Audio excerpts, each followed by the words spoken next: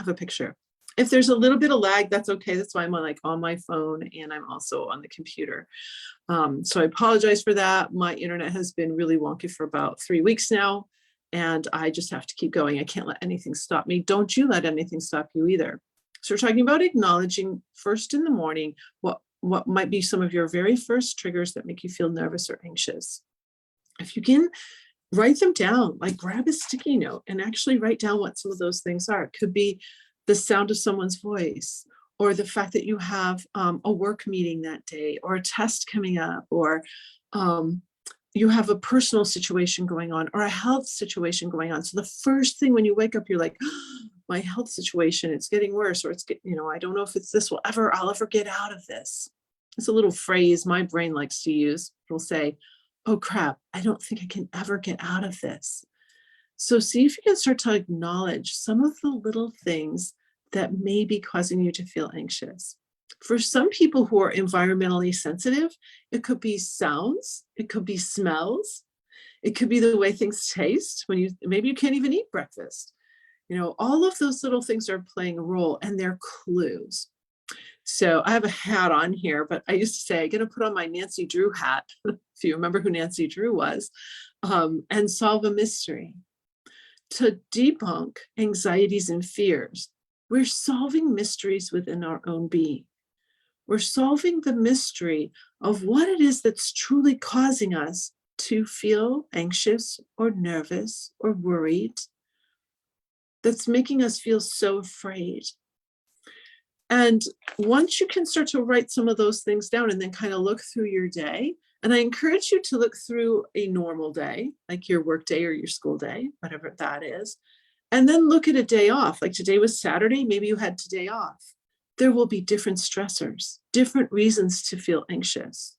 So take a look at a day off, and then take a look at a travel day. Most of us humans will trigger anxiety and will trigger the fight or flight stress response because of traveling and doing something different. So if you have something lined up that's different from your normal routine, that could be a place where you might be triggering anxiety.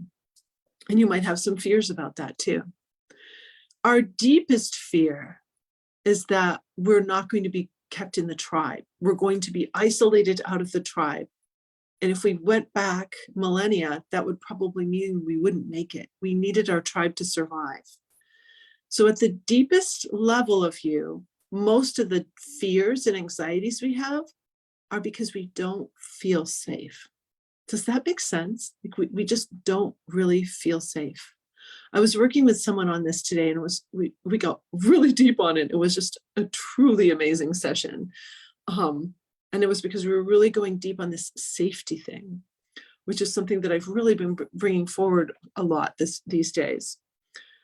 Something I want to share about fight or flight for you next that I think is super important is that the two floods of hormones that I talk about, so the first flood of hormones, the catecholamines, that prepare you to fight or run away, and then that second flood of hormones, the glucocorticoids, that fix the brain cells and your extremities and help power you back up.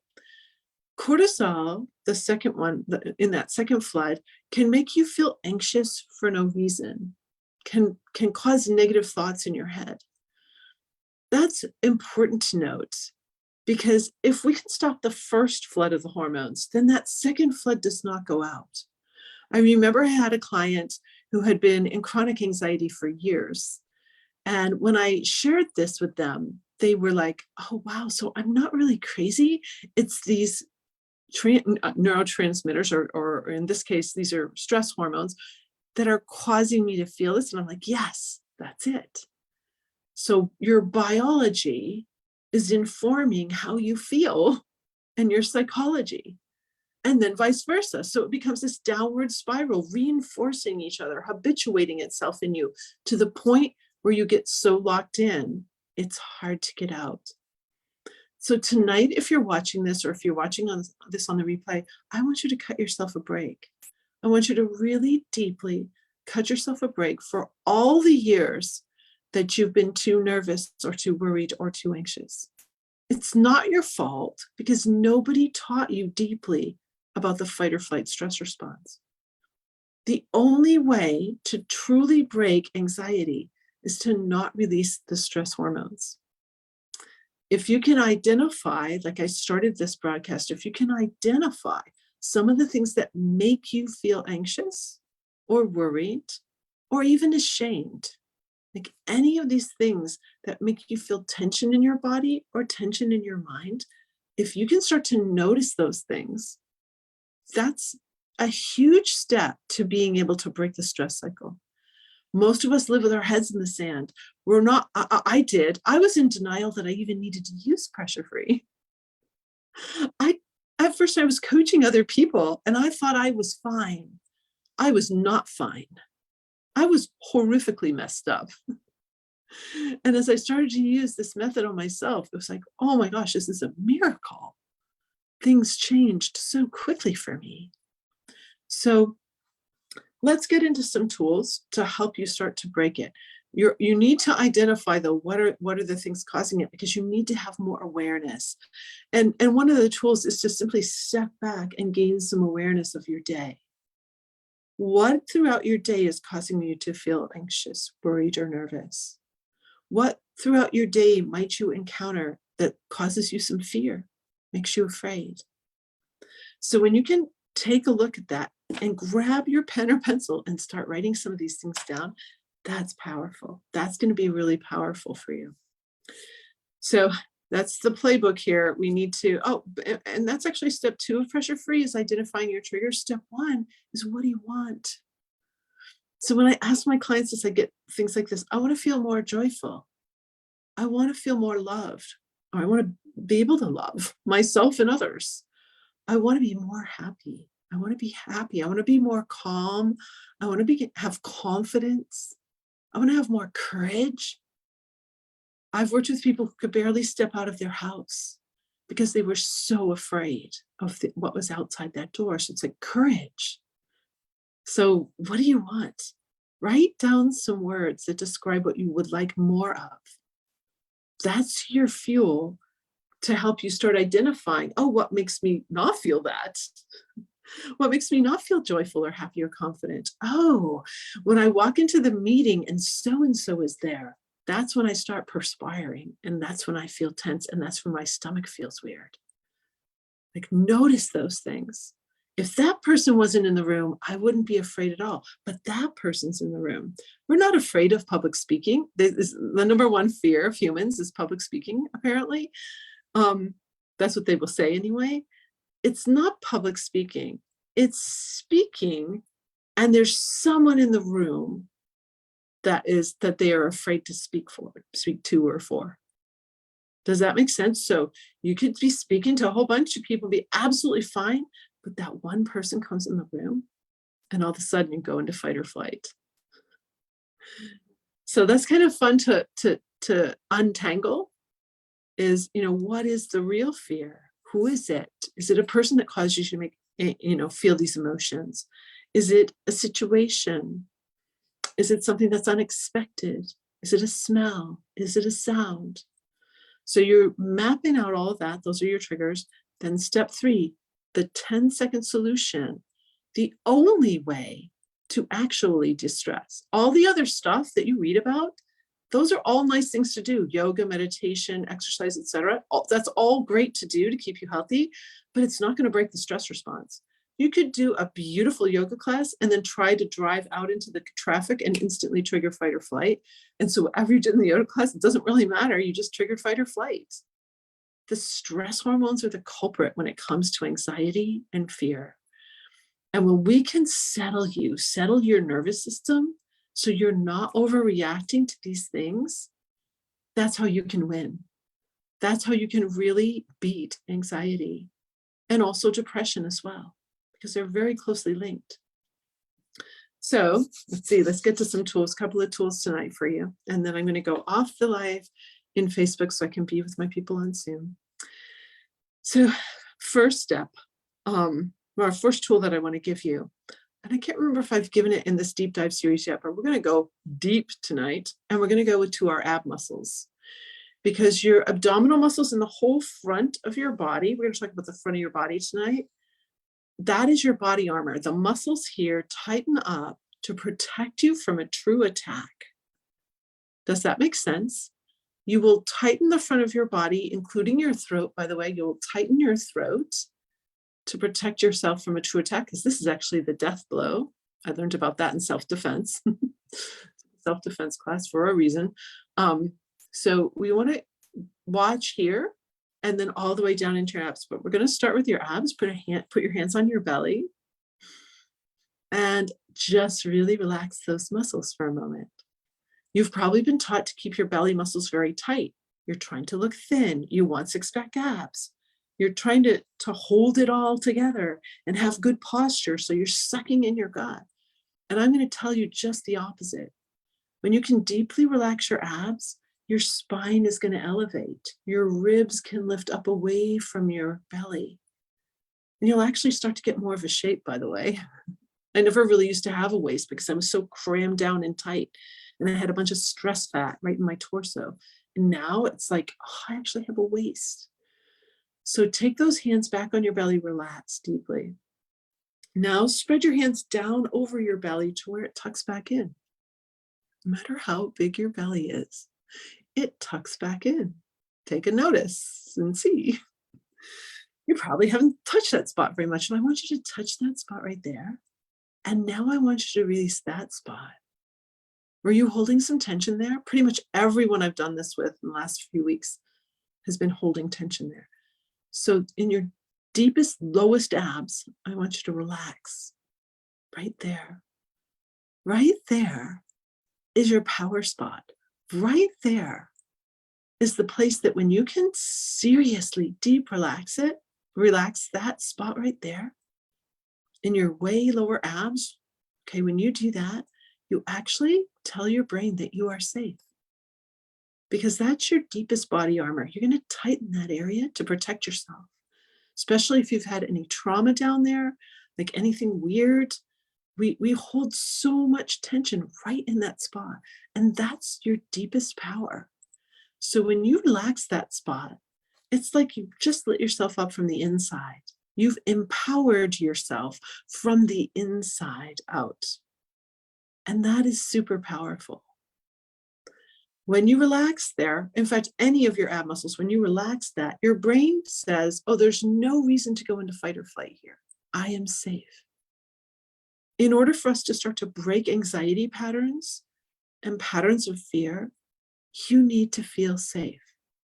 So the fastest way that I know in all of the research that I've done on this is to put your hands on your belly and actually relax and go down into that spot below your belly where it tucks back in and relax there. Once you've done that, your brain is going to start to settle. Your nervous system is going to start to settle a little. But I want to give you a couple other tools for that. First, once you've relaxed here, now you can relax here in your chest. And now you can relax here. By the way, my body coach, I have a personal body coach, and I'm in her group program right now, Lila Veronica. If you want your body to change and up level quickly and amazingly, I highly recommend her. She had us do something about a week ago that I have never done. She had us jump up and down and jiggle parts of our body, including our breasts. So I'm like jumping up and down, jiggling, right? And I had this huge realization. I hold a ton of tension in my chest. So that does not happen when I walk, when I move. So all of that tension was telling my nervous system, be on edge, be on edge. So now I'm working here to really relax this whole area. And then your throat and your jaw and your face. Is your face tight or is it wide?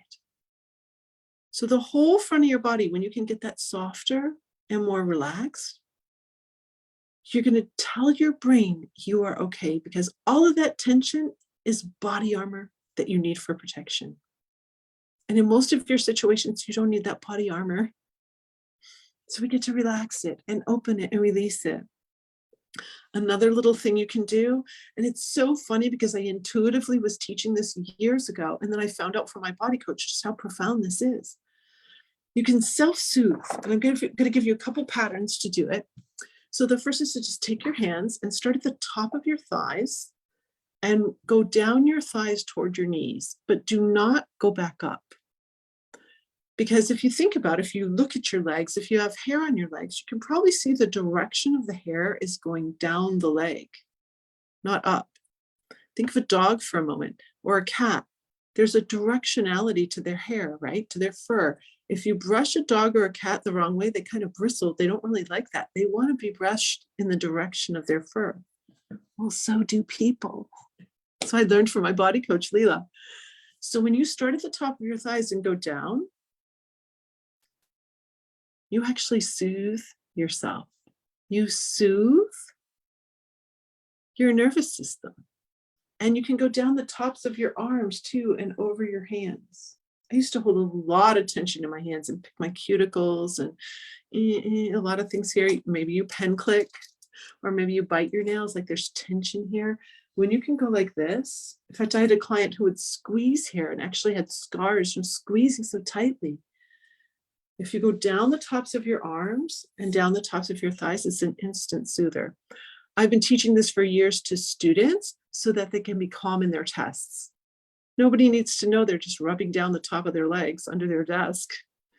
And it just soothes them enough so their brains can work. So that's just a little thing, a little trick, another trick of using your body, doing something with your body where your mind goes, oh, I'm safe. I'm okay. So you get to pet yourself just like you would pet your dog or cat. You get to pet yourself now. When I was a little girl, I love this. In fact, if there's parents out there, maybe you're a parent, when my mother would be breastfeeding one of my sisters, she would put, like me, she'd put my head on her lap and she'd be smoothing my hair. I used to have really long hair, and she would just smooth my hair while, so I'm comforted on the end of her lap on her knees while she's got the baby and she's feeding the baby. That was so smart because I'd never had any jealousy toward my sisters because my mother included us in the closeness, in the togetherness. It's a really beautiful thing.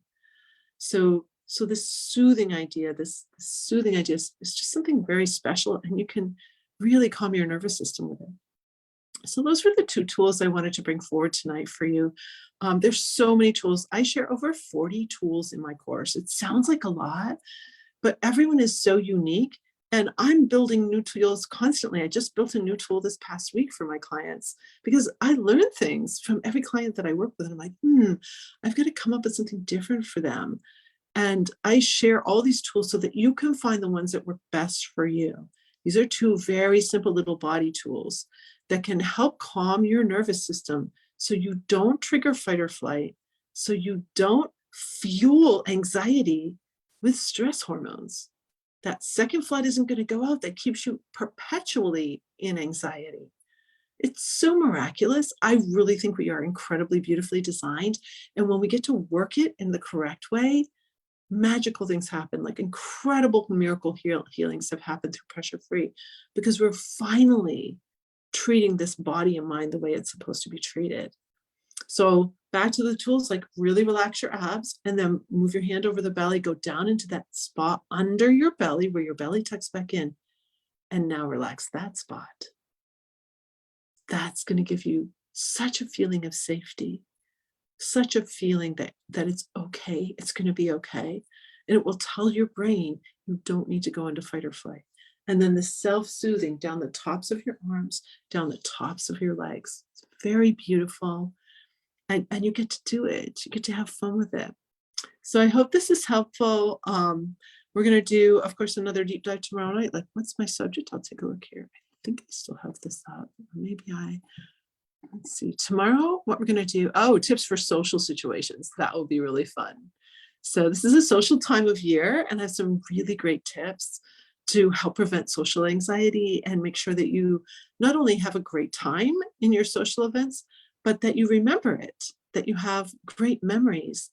A lot of people don't have really good memories of their holidays because they didn't actually lodge the memories because they were triggered in fight or flight. And we'll go deep into that tomorrow for you. But I'm going to head back to, first I get back to my people on Zoom, and then I'm going to head back to this football game because I am watching it tonight. So I wish you a great pressure-free night.